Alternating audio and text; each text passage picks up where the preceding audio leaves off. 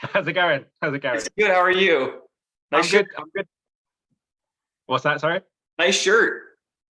Oh, thanks. Yeah, I spoke to Cara yesterday, so I thought for continuity's sake, I'd put it back on. Isn't she the best? She's I great, love isn't she? her. Yeah. Oh, she's great. I was also trying to place that I thought I'd spoke to you once before, and I did. For Little Voice. Was it Little Voice? That TV show? Yeah. Yeah. Long time ago. Lots happened since then. A lot. A lot and nothing at all. We're still kind of in the same. You and I are in the same place essentially. Exactly. Yeah. Exactly.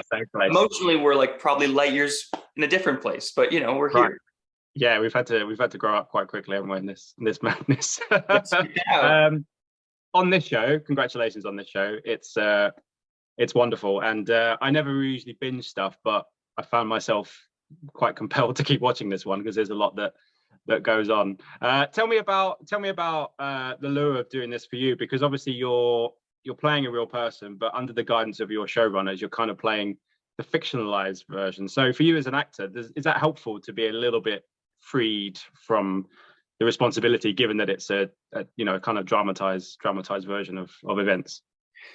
Well, I mean, I think it was honestly a nice reminder to myself of what the job description is. I mean, I had about like 3 or 4 months of prep on this, so I did my thing, but it also was my first time playing someone who has existed before. So I felt the responsibility of that, it's not you do the Iceman cometh and you're making up, oh, okay, well, the backstory here is, I'm filling in the blanks here, and he's probably like a Scorpio, or, it's like, there's quite literally a study guide that tells you, okay, well, that's right and that's wrong.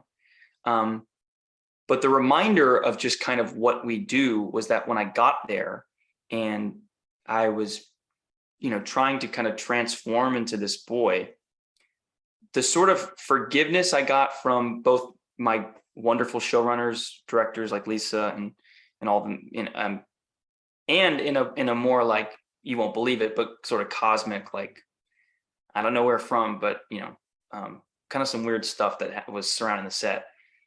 I just remembered that, like, okay, well, this boy, he felt a lot of pain and he also felt a lot of love, and I can't play those things unless I bring my own to it. And which I think is really, I mean, that is the exercise of to act at all. So yeah, I mean, it was just so, I don't know. I mean, what a gift it was anyway, to look at this boy and investigate and get to know him. Yeah. But also in the process of doing that, it changed my entire definition of why I do what I do, because I got to do the same thing to myself, and a lot of forgiveness there as well.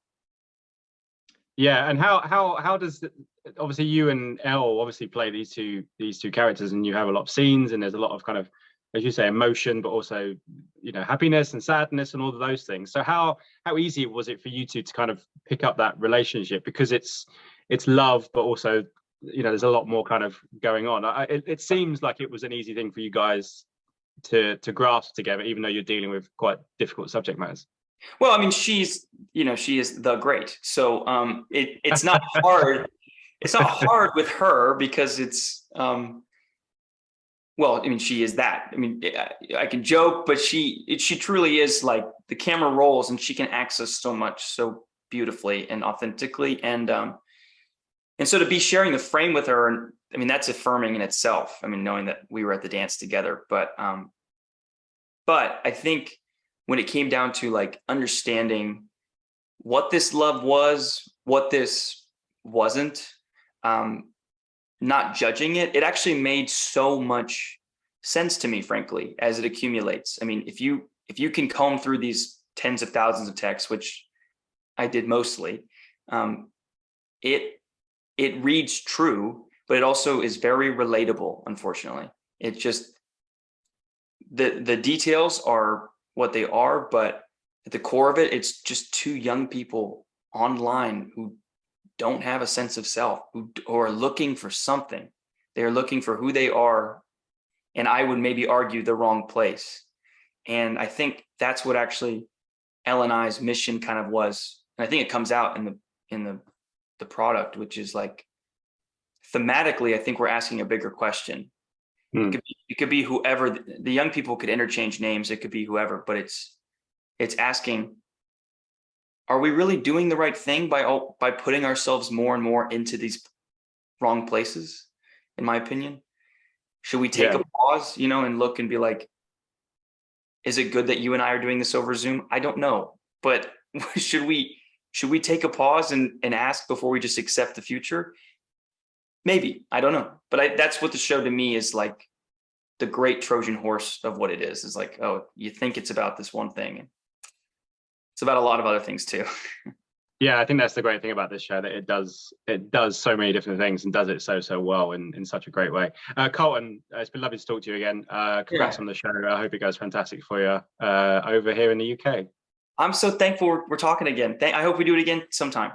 I hope we do down the line. That'll be lovely. See you guys. See you later. Ladies and gentlemen, you're watching Hey You Guys! Hey You Guys, huh? Hey You Guys. Is that from the Goonies? It is indeed, yes. Nice. Hey!